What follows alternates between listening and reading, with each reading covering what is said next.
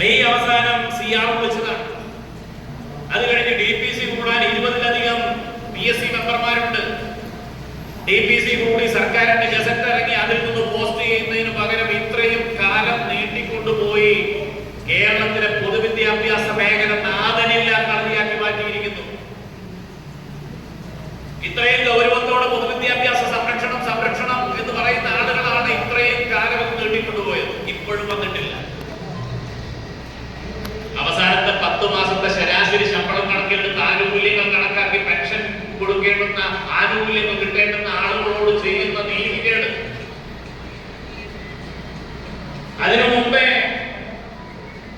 അക്കൗണ്ടന്റിന്റെ പേരിൽ കഴിഞ്ഞ 3 വർഷങ്ങൾ മുമ്പിലുള്ള 3 വർഷങ്ങളിൽ ഒരു ആനുകൂല്യവും കിട്ടാതെ ഹെഡ്മാസ്റ്റർമാരാകാതെ പിരിഞ്ഞു പോകേണ്ടി വന്ന ഉത്തരവാദിത്വം ഭരണപക്ഷ സംഘടനയ്ക്ക് ഈ ഗവൺമെന്റിന് മാത്രമുള്ളതാണ്.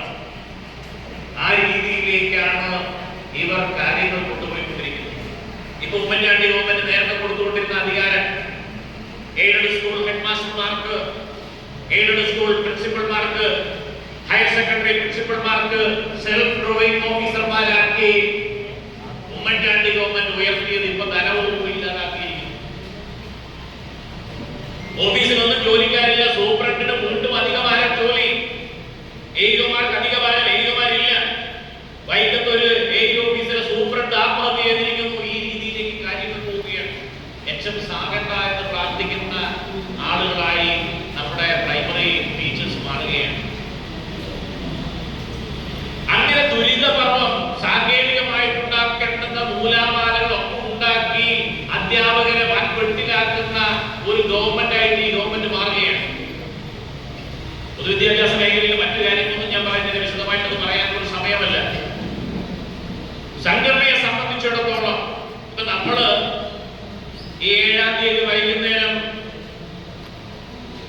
സെൽഫ് ഡ്രോയിങ് ഓഫീസർമാർ എന്ന് പറയുന്ന നമ്മുടെ അധികാരം എടുത്തു മാറ്റിയതിനെതിരായിട്ട് കേരളത്തിലെ 163 ഉപജില്ലാ കേന്ദ്രങ്ങളിലും പ്രതിഷേധ ധർണ സംഘടിപ്പിക്കുകയാണ്.